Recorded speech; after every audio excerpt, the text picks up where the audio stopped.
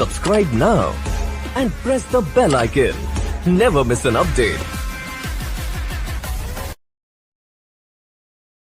Hello बच्चों, नमस्कार। स्वागत है आप सभी का। देखो बच्चों, आज हमारा जो टॉपिक है वो है अपन के बेटा पोटेशियम डाइक्रोमेट के बारे में। और ये अपन के एक तो एनसीईआरटी बोर्ड एग्जाम में भी काम आने वाला बहुत अच्छा टॉपिक है। और ये आपके जो प्रायोगिक परीक्षा होगी ना, ठीक है, उसमें भी आपके काम आएगा, ठीक है। और चाहे किसी भी स्टेट का बच्चा हो और उसके यदि एनसीईआरटी कोर्स लागू होता है, ठीक है, तो उसके लिए बेटा पूरी केमिस्ट्री की फ्री प्ले लिस्ट है, वो आपके लिए अवेलेबल है। प्रत्येक यूनिट के सारी चीज़ें, सारे कॉन्सेप्ट अच्छे से क्लियर हो रखे, तो आप प्लेलिस्ट के हिसाब से पढ़ते रहिए बेटा, ठीक है। तो पहले चैनल को सब्सक्राइब कर लीजिए, उसके बाद में अपन चलो टॉपिक पे मूव करते हैं, ठीक है। तो देखो बेटा, आज का हमारा जो टॉपिक है वो है पोटेशियम डाइक्रोमेट, ठीक है। तो हेडिंग लगाते हैं अपन पोटेशियम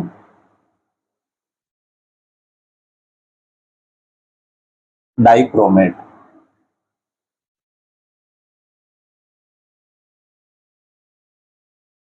ठीक है। और चलो इंग्लिश में भी लिख देता हूँ आपके, क्योंकि इंग्लिश वाले बच्चे भी तो होते हैं ना।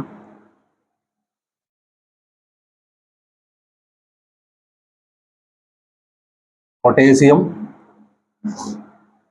डाई और क्रोमेट, ठीक है। क्रोमेट है बेटा, डाई का ध्यान रखना आप, क्रोमेट, ठीक है। Potassium dichromate. और इसका जो सूत्र रहेगा वो रहेगा बेटा K2Cr2O7, K2Cr2O7। यदि आपको अच्छे से नहीं दिखाई दे रहा है तो एक बार चलो इसको अपन गहरा कर देते हैं थोड़ा। पोटेशियम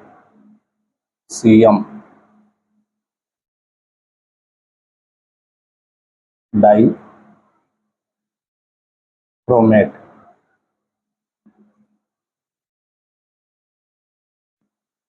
ताकि आपके स्क्रीनशॉट लेने में अच्छी आसानी रहेगी, ठीक है। सबसे पहले बात करेंगे बेटा इसके निर्माण की, ठीक है ना, यानी इसका निर्माण किससे होता है। तो निर्माण बेटा हमेशा ध्यान रखना, इसके लिए आपको जरूरत पड़ेगी बेटा क्रोमाइट अयस्क की। किसकी जरूरत पड़ेगी? क्रोमाइट अयस्क की। तो सबसे पहले अपन लेते हैं पॉइंट नंबर 1, बनाने की विधि। बनाने की विधि, एक भी पॉइंट पीछे नहीं रहेगा बेटा, बेफिक्र होकर आप साथ में नोट्स बना सकते हो। बनाने की विधि, ठीक है। और बनाने की विधि में सबसे पहले लेते हैं बेटा अपन क्रोमाइट अयस्क, और क्रोमाइट अयस्क का सूत्र होता है FeCr2O4। यहाँ ले रहे हैं अपन FeCr2O4, ठीक है। इसको बोला जाता है बेटा अपन के क्रोमाइट अयस्क, ठीक है। और एक लेते हैं बेटा अपन सोडियम कार्बोनेट, इसके साथ में Na2CO3, ठीक है। क्रोमाइट अयस्क और सोडियम कार्बोनेट, इनका अध्ययन करवाएंगे बेटा अपन वायु की उपस्थिति में 7O2। चलो साथ साथ में अणुओं की संख्या भी लिखते चलो, ताकि संतुलित का बाद में लफड़ा नहीं रहे। 8NO2, और इसका ले लेते अपन 4, ठीक है। अब इससे बनेगा बेटा अपन के एक पीला विलयन सोडियम क्रोमेट का, ठीक है। देखो Na2Cr O4, ठीक है। ये अपन के बेटा पीला विलयन प्राप्त होगा, पीला विलयन। ये जो नीचे लिखा रहा हूं ना बेटा, इनका ध्यान रखना। कई बार एग्जामिनर का दिमाग किसका हुआ रहता है, तो सीधा ही पूछ लेते हैं कि क्रोमाइट अयस्क से सोडियम जो अपन के क्रोमेट है उसका पीला विलयन कैसे प्राप्त होता है। अब बाकी जो बचा हुआ उसको लिख लो बेटा, Fe2O3 प्लस एक बच जाएगा बेटा अपन के कार्बन डाइऑक्साइड CO2। इसको संतुलित कर लो, 8 ये हो गए, और 2 Fe है ना बेटा, चलो 2 दूनी 4, ये हो गया बेटा, ठीक है। अब ये तो निर्माण हो गया बेटा। अब वापस इसको लेके आओ और इसको अम्लीय माध्यम में लेके चलते हैं अपन। तो अम्लीय माध्यम में लेते हैं सबसे पहले पीले विलयन को, Na2Cr O4, और अम्लीय माध्यम का मतलब है बेटा H+, 2H+, ठीक है। इसके अणु भी संतुलित कर लेते हैं साथ साथ में, कि भाई जैसे 2 अणु, ठीक है। और अपन को प्राप्त होगा बेटा सोडियम डाइक्रोमेट प्राप्त होगा। क्या प्राप्त होगा? सोडियम डाइक्रोमेट, जो नारंगी रंग का होगा, Na, ठीक है, 2Cr2O7, ये होगा बेटा अपन के नारंगी रंग का सोडियम डाइक्रोमेट, सोडियम डाइक्रोमेट, ठीक है। और उत्पाद के रूप में हो जाएगा बेटा अपन के 2Na प्लस और H2O, ठीक है, उत्पाद के रूप में अपन को प्राप्त हो जाएगा, ठीक है। मुख्य रूप से इनका ध्यान रखना बेटा, क्रोमेट है इसका चेंज हो रहा है सोडियम क्रोमेट में, और सोडियम क्रोमेट को अम्लीय माध्यम में ले जाने के बाद में प्राप्त हो रहा है बेटा सोडियम डाइक्रोमेट में, ठीक है। अब सोडियम डाइक्रोमेट को वापस लेके आओ, Na2Cr2O7, ठीक है। इसको अपन लेंगे बेटा पोटेशियम क्लोराइड के साथ में, ठीक है। और जब पोटेशियम क्लोराइड के साथ में लेंगे तो अपन को प्राप्त हो जाएगा बेटा पोटेशियम डाइक्रोमेट, ठीक है, K2Cr2O7 प्लस 2NaCl, ठीक है। ये पूरी अभिक्रिया लिखनी है बेटा, निर्माण की ध्यान रखना आप, ठीक है। ये नारंगी रंग के क्रिस्टल प्राप्त होंगे, नारंगी, ठीक है, क्रिस्टल प्राप्त होंगे बेटा। किसके प्राप्त होंगे? पोटेशियम डाइक्रोमेट के। तो यहां लिख देता हूं आके पोटेशियम डाइक्रोमेट, ठीक है। देखो क्या किया बेटा, क्रोमाइड आयस्क लिया, सोडियम कार्बोनेट के साथ में मिला के ऑक्सीजन की उपस्थिति में अपन ने क्रिया करवाई, तो बेटा पीला विलयन प्राप्त हुआ सोडियम क्रोमेट का। फिर सोडियम क्रोमेट को अपन ने क्या किया बेटा, अम्लीय माध्यम में, तो अपन को प्राप्त हुआ नारंगी रंग का सोडियम डाइक्रोमेट, और सोडियम डाइक्रोमेट को अपन ने मिलाया पोटेशियम क्लोराइड के साथ में, ठीक है, तो अपन को प्राप्त हुआ पोटेशियम डाइक्रोमेट, ठीक है। ये पूरी आपको अभिक्रिया करवानी है, ठीक है ना, तो ध्यान रखना आप इस चीज का। चलो एक चीज और करवाता हूं बेटा आपको, चलो नोट लगा के लिखो यहां से, नोट,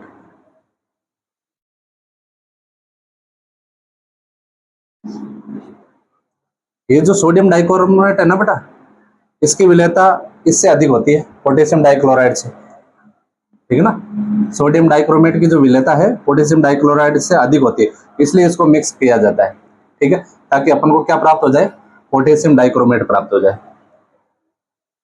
अब यदि क्वेश्चन आ जाए बेटा कि भाई आपको क्रोमेट दिया हुआ है और आपको बनाना बेटा डाइक्रोमेट, क्या बनाना है अपन को? डाइक्रोमेट, तो क्या करोगे? देखो क्रोमेट के लिए जैसे अपन ने सूत्र लिया 2Cr O4 माइनस, ये तो है बेटा क्रोमेट का, ठीक है। इसको यदि अपन जब अम्लीय माध्यम में लेंगे, ठीक है, किस माध्यम में लेंगे अपन? अम्लीय माध्यम में, और अम्लीय है मतलब इसका मतलब क्या बेटा, पीएच का मान क्या रहेगा इसका? कम रहेगा, ठीक है। तो अपन को प्राप्त हो जाएगा डाइक्रोमेट Cr2O7 -2 प्लस H2, ठीक है। और यदि आपके आ जाए, चलो इसको नाम लिख देता हूं बेटा, ये तो अपन के क्रोमेट है, और ये बेटा डाइक्रोमेट है, ठीक है ना, वो क्रोमेट था, ये अपन के डाइक्रोमेट है।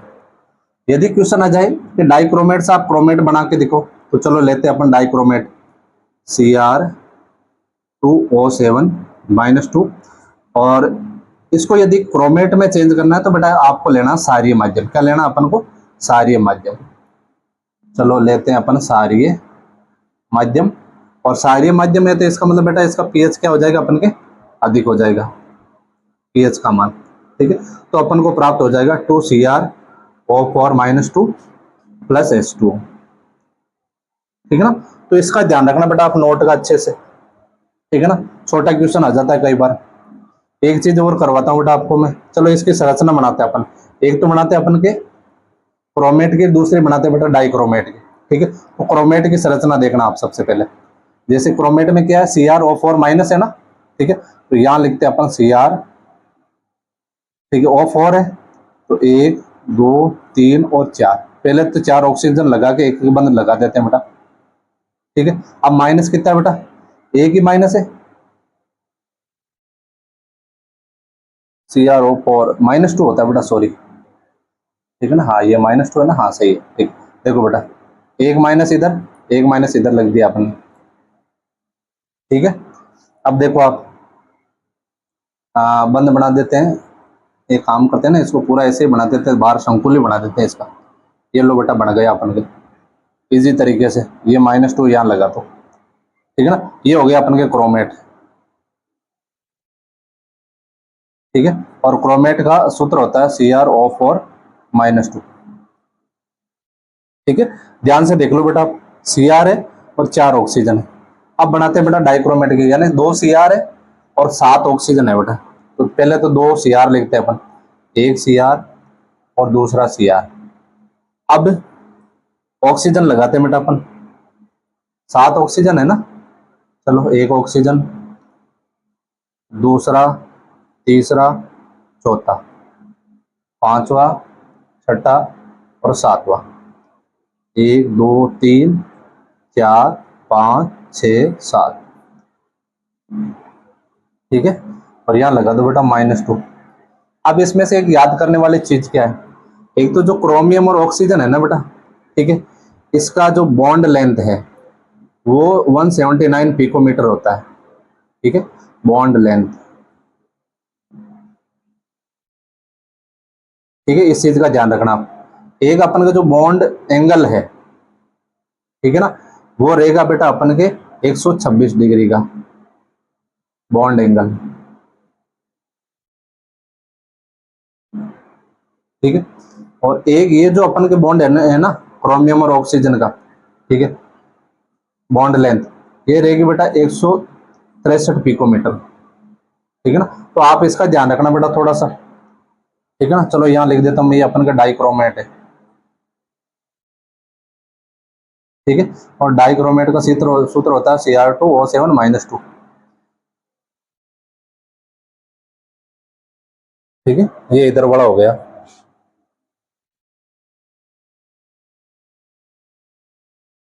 ठीक है। तो देखो बेटा, एक तो बनाने की विधि हो गई, एक आपके ये नोट हो गया क्रोमेट का डाइक्रोमेट में, फिर वापस डाइक्रोमेट का क्रोमेट के अंदर, ठीक है।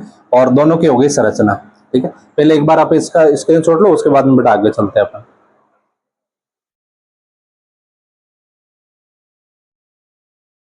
अब देखो बेटा भौतिक गुण,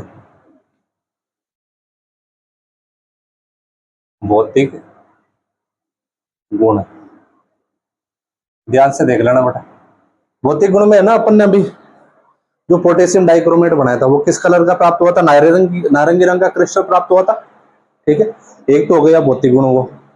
दूसरा ये है ना बेटा, जो पोटेशियम डाइक्रोमेट ये ठंडे जल में नहीं घुलता है, किसमें घुलता है बेटा, गर्म जल के अंदर घुलता है। तो दूसरा कारण ये भी है भौतिक गुण, ठीक है। चलो दोनों ही लिख देते हैं अपन। पहला तो अपन के नारंगी रंग का क्रिस्टल, ठीक है। और दूसरा है बेटा अपन के, सीधा लिख देता हूं बेटा, गर्म जल में घुलनशील, गर्म जल में घुलनशील, ठीक है ना बेटा, ठंडे जल में नहीं घुलता है ये। और वैसे आपके स्कूल की लैब के अंदर मिल जाएगा आपको ये, क्योंकि अपन के जो प्रायोगिक है ना बेटा कार्य, प्रैक्टिकल, उसमें अपन के ये है, ठीक है। अब देखो बेटा, बात मुख्य रूप से आएगी अपन के रासायनिक गुणों की, इसको ध्यान से देख लेना बेटा, ठीक है। इसको जो समझ गए इसका मतलब उसका पूरा टॉपिक क्लियर है। तो नेक्स्ट है अपन के रासायनिक गुण, रासायनिक गुण। आपको एक रिएक्शन बता रहा हूं बेटा, उस एक रिएक्शन को याद कर लोगे ना तो बाकी सारी आप हो जाएगी अपने आप, ठीक है। देखो कौन सी रहेगी बेटा, देखो पहला रहेगा अपन के कि अम्लीय माध्यम में जो डाइक्रोमेट है, ठीक है, उस आयन के ऑक्सीकरण की क्रिया, ठीक है। तो इसको ध्यान से देख लेना बेटा। चलो यहाँ लिख रहा हूं मैं पॉइंट नंबर 1, और बहुत इंपॉर्टेंट पॉइंट है ये, ठीक है। तो यहाँ लिख रहा हूं मैं अम्लीय माध्यम, क्या दिक्कत है, अम्लीय माध्यम, ठीक है। और किसका कर रहे हैं बेटा, डाइक्रोमेट, अम्लीय माध्यम में डाइक्रोमेट, डाइक्रोमेट आयन की ऑक्सीकरण की क्रिया, आयन की ऑक्सीकरण की क्रिया। ठीक है, इसको ध्यान दे देना बेटा, बस ये एक ही याद करने, बाकी तो सारी करवा दूंगा मैं आपको। ठीक है, देखो कौन सी है, जैसे अपन का डाइक्रोमेट है ना बेटा। ठीक है, तो पहले लेते हैं अपन Cr2O7-2, ये तो हो गया बेटा डाइक्रोमेट। ठीक है, और अब अम्लीय माध्यम में है ऑक्सीजन बेटा 7 है, तो हाइड्रोजन लेते हैं अपन 14 H+ हो गया। ठीक है, और इसको संतुलित करने के लिए अपन ने ले लिए 6 इलेक्ट्रॉन। ठीक है, और अब Cr2 है ना बेटा, तो ये बन जाएगा अपन के 2Cr+3 आयन बन गया बेटा। और एक अपन ने 14 हाइड्रोजन और 7 ऑक्सीजन है, इसका मतलब 7H2O। ठीक है, और इस पूरी क्रिया का अपन के जो E नोट का मान है, ठीक है, वो होता है बेटा अपन के लगभग 1.33 वोल्ट के समथिंग, 1.33 वोल्ट। ठीक है, ये अभिक्रिया याद रखनी है बेटा, बाकी अपने आप आएगी। चलो इसको हाईलाइट कर देता हूं।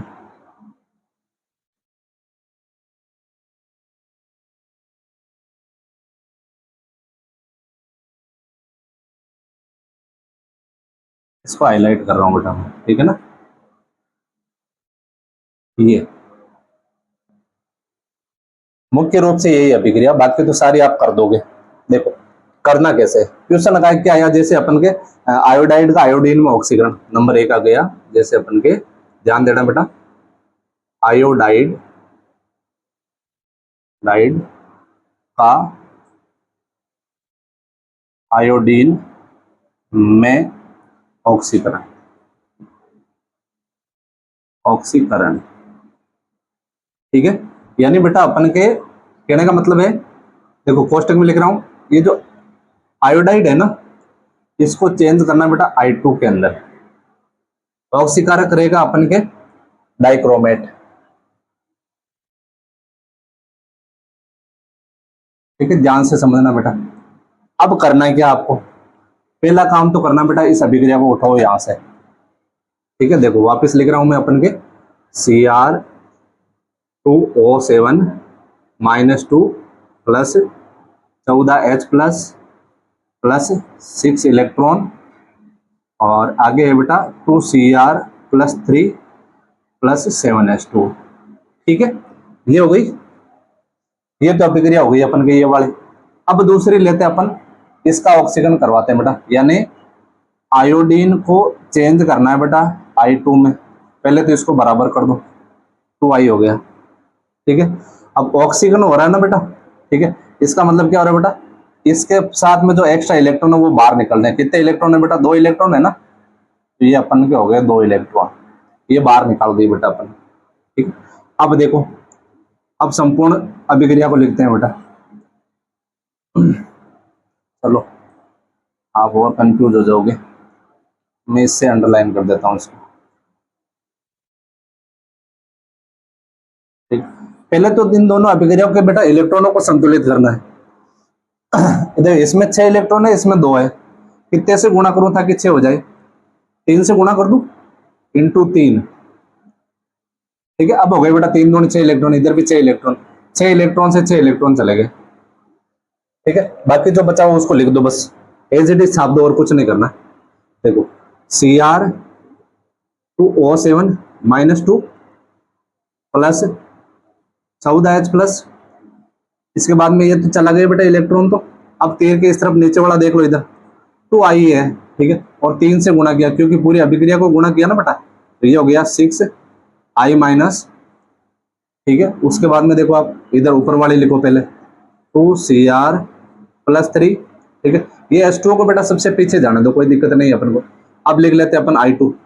ठीक है, I2 कितने बेटा, 3 है, तो यहाँ लिख दिया 3I2 प्लस 7H2। ठीक है, ये अभिक्रिया प्राप्त हो गई बेटा अपन को। ठीक है, ऐसी और अभिक्रिया करनी है अपन को। ये क्लियर कर दिया, इसका मतलब बाकी वाले पे क्लियर हो जाएगी। ठीक है, चलो एक उदाहरण और लेते हैं अपन, जैसे सल्फाइड का सल्फर में ऑक्सीकरण, नंबर 2 लेते हैं अपन, सल्फाइड का सल्फर में ऑक्सीकरण, ऑक्सीडेशन या ऑक्सीकरण,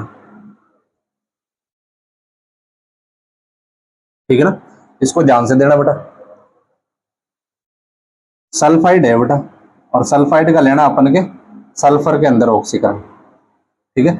यानी कि मेरे कहने का मतलब है कि H2S को किसके अंदर लेना बेटा, सल्फर के अंदर, ठीक है ना। यहां लिख देता हूं मैं, चलो आपके H2S को चेंज करना है बेटा सल्फर में, ठीक है। हाइड्रोजन सल्फाइड है बेटा, और आप इसको इस प्रकार भी लिख सकते थे S, ठीक है, -2 से S के अंदर कन्वर्ट, ठीक है ना, तो भी बात वही होने वाली थी, लेकिन यहाँ आपको साथ में लेना बेटा हाइड्रोजन सल्फाइड, ठीक है। पहला काम यही है बेटा, वो अभिक्रिया ऊपर वाले, सबसे पहले ऊपर वाले अभिक्रिया लिख देते हैं अपन, देखो Cr2O7-2 plus 14H plus 6 electron 2Cr plus 3 plus 7H2, ठीक है। अब देखो बेटा इसका क्या करते हैं अपन, इसको लेके आते हैं H2S को सल्फर में कन्वर्ट करते हैं, यहाँ हो गया बेटा H2S, और ये चेंज हो जाएगा बेटा सल्फर में। अब इस हाइड्रोजन का क्या करें बेचारे का, और हाइड्रोजन तो अकेला हो गया ना, ये तो खुद अकेला लेके चला गया, 2 हाइड्रोजन है तो यहाँ लिख देते बेटा 2H प्लस, और कितने इलेक्ट्रॉन बाहर निकाले बेटा, 2, ठीक है ना। ये हो गया बेटा 2 इलेक्ट्रॉन अपन ने बाहर निकाल दिए। अब देखो इसको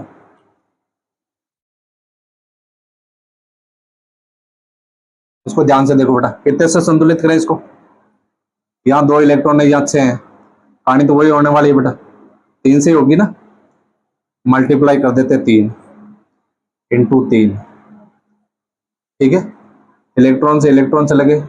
अब देखो एक चीज और आ रही है बेटा, यहाँ 14H प्लस है, यहाँ 2H प्लस है, और 3 दूनी 6H प्लस हो गए, यहाँ 14H प्लस है। चलो इसको जो कटता है उसको काट देते हैं अपन, 2H प्लस से, यानी ये 6H प्लस है और ये 14 है, तो पीछे क्या बचे बेटा अपन के, 6 में से 14 गए, 8H प्लस, ये 8H प्लस बच गए, और तो कोई नहीं कट रहा है ना, बाकी तो कोई नहीं कट रहा है। चलो लिख देते हैं इसको, ये हो जाएगा अपन के Cr2O7-2 प्लस 8H प्लस कितने है बेटा, H2S 3H2S है ना, तो 3H2S, तीर का निशान 2Cr plus 3 plus 3S plus 7H2, ठीक है। आपके बुक्स में क्या दिक्कत है बेटा, आपके बुक्स में सिर्फ ये चीज लिखी हुई है, ये लाइन लिखी हुई है, ठीक है ना। अब बनी कैसे वो नहीं बता रखी आपने,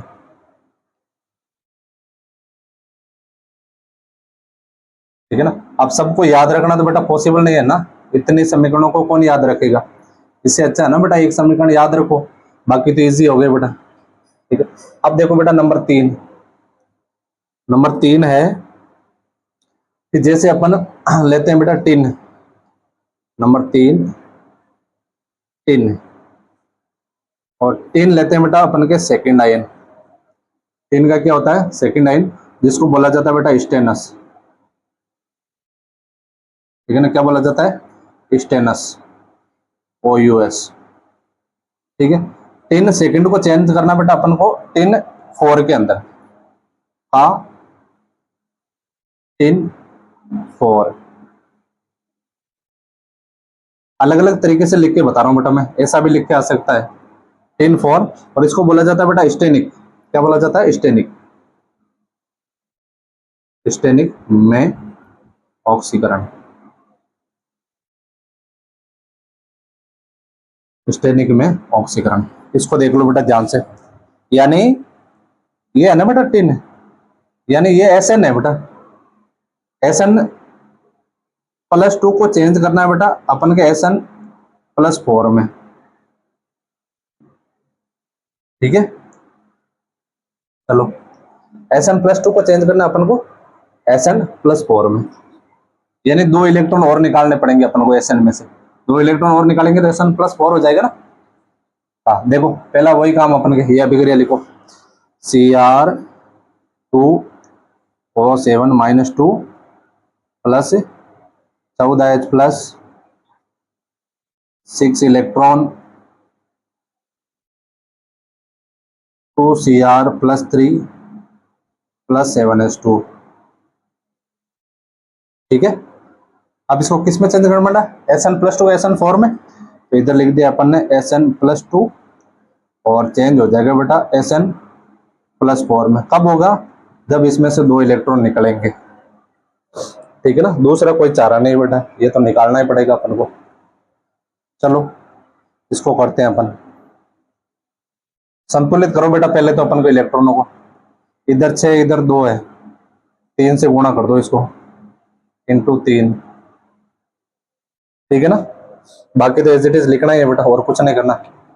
इसको उड़ा दो आप, चले गए ये छोड़ के। ठीक है, तो चलो इसको लिखते हैं बेटा अपन, Cr2O7-2 प्लस 14H प्लस ये H प्लस इसका है बेटा, ऐसा नहीं मत सोच लेना डबल प्लस लगा दिया। इस किधर कितने Sn+ हो गए बेटा, 3 हो गए ना।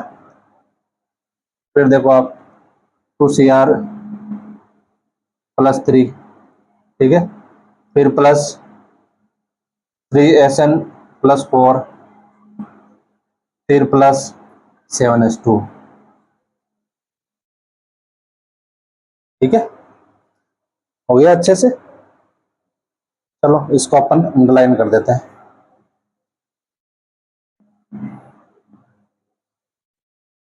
आप इसको करोगे ना बेटा सीधा, तो भी सारे एकदम संतुलित व्यवस्थित दिखाई देगा आगे को। चलो एक आध और कर लेते हैं बेटा अपन, इसके लिए मेरे को यहाँ से पेज बनाना पड़ेगा ताकि आपके आसानी रहे बेटा स्क्रीनशॉट लेने में,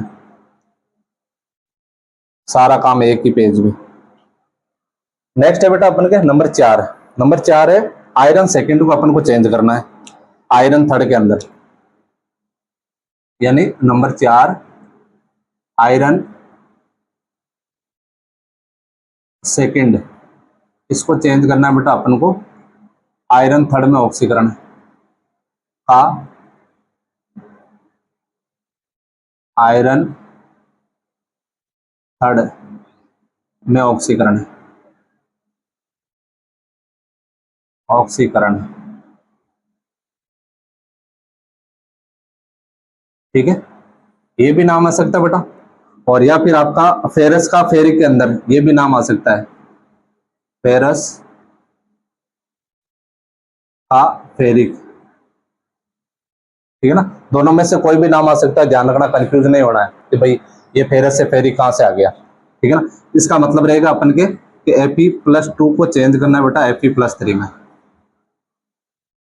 ठीक है, अब देखो +2 को +3 में चेंज करना है, पहला काम तो यही करते हैं बेटा अपन, ये वाला। ठीक है ना, चलो ये आपको करना है बेटा। ठीक है ना, Fe+2 को Fe+3 के अंदर चेंज करना है, और इसकी एक तो बेटा ये तो रिएक्शन रहेगी।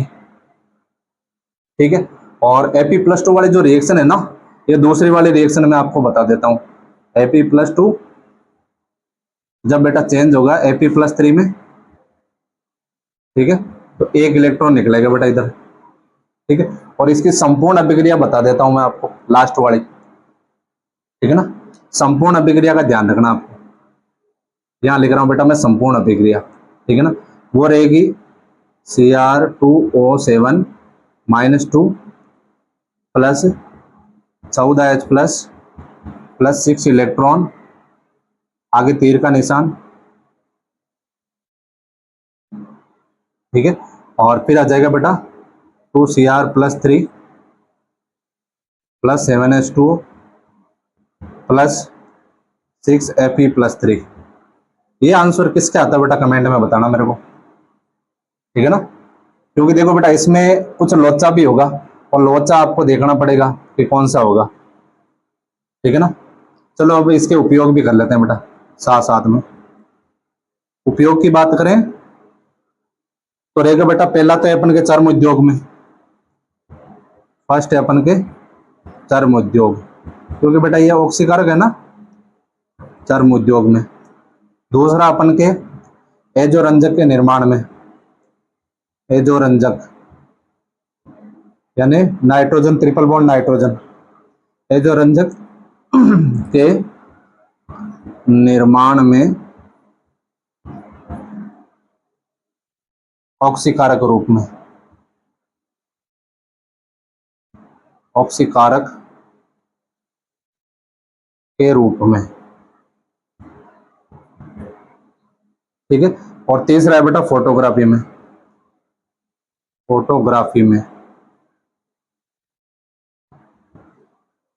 ठीक है। ये हो जाएंगे बेटा तीनों के तीनों। तो उम्मीद करूंगा आपको अच्छे से क्लियर हो गया होगा बेटा, ठीक है। देखो कौन कौन से पॉइंट है अपन के। पहला तो अपन के अम्लीय माध्यम में डाइक्रोमेट का अपन को ऑक्सीकरण करवाना है। दूसरा है बेटा आयोडाइड का आयोडीन में ऑक्सीकरण करवाना है। तीसरा है बेटा सल्फाइड का सल्फर के अंदर। और चौथा रहेगा अपन के टिन सेकंड यानी स्टेनस का किसके अंदर रहेगा बेटा, स्टेनिक के अंदर रहेगा। और उसके बाद में अपन के जो लास्ट है बेटा वो है अपन के आयरन सेकंड का आयरन थर्ड के अंदर, यानी कि जो फेरस है उसको फेरिक के अंदर चेंज करना, यानी Fe+2 का Fe+3 के अंदर, ठीक है। तो ये बेटा बिल्कुल इजी लेवल रहेगा और उम्मीद करूंगा कि आप अच्छे से आपको समझ में आया है, ठीक है। तो लाइक शेयर कमेंट जरूर पे, मिलते हैं बेटा नेक्स्ट क्लास में। Thank you, visit again.